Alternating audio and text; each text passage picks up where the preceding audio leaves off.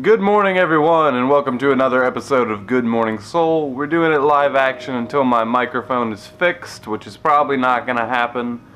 And until then, we are going to be talking about a bear story. This is a film about a anamorphic bear living in an anamorphic bear world, and he's a worker. He constructs things. He's like, the image that was burned into my mind was him just hunched over this desk with this giant bear body and just meticulously working on these small little inventions and toys that mostly just involve gears and stuff like that.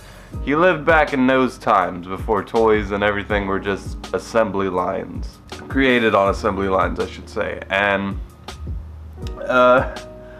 I can't believe this movie beat World of Tomorrow for the Oscar, but it is what it is. We go throughout the film and he grabs this giant invention of his and he starts carrying it on his bike, and then he's out in public, he's ringing this bell, and then there's this little bear boy and he runs up to him and he's like, "Do you want $1 or whatever?" Like, he gives him a coin. And then the guy opens his invention and it creates this not realistic in terms of being an invention story, basically of how he got taken away from his family gladiator style and kind of became a slave to a circus. Then he got away, came back, and his house was fucked, and he was like, "Oh no, my wife and kid," and then out of nowhere, there she is. She just didn't clean up the house that she was staying in. Well, it doesn't make sense, but whatever. And then, because the bear's expression has been very kind of solemn, it's been very kind of harsh. He's not a very happy bear, but then he smiles, gives the kid a little floaty thing, and then that's the story. And he has a smile on his face. It was a happy story. It was a happy story in disguise.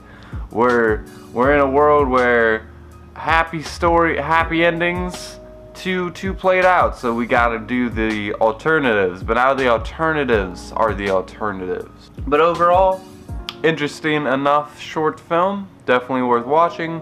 But for like 10 minutes, like a lot more could have been done.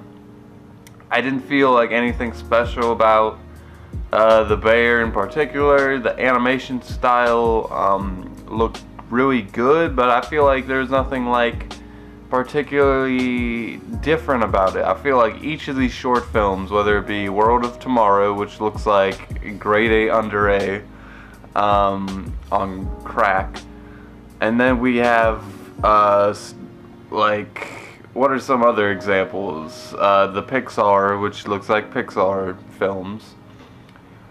We have like Blind Vasia, which looks like an old 1800s painting. And then this just kind of looks like, oh, a standard short film. But I'm going to give it a light 6 out of 10. It was charming enough, just didn't get a whole lot out of this one. And yeah, that's going to be it for today. I'll see you guys in the next one, and until then, with that, I leave you.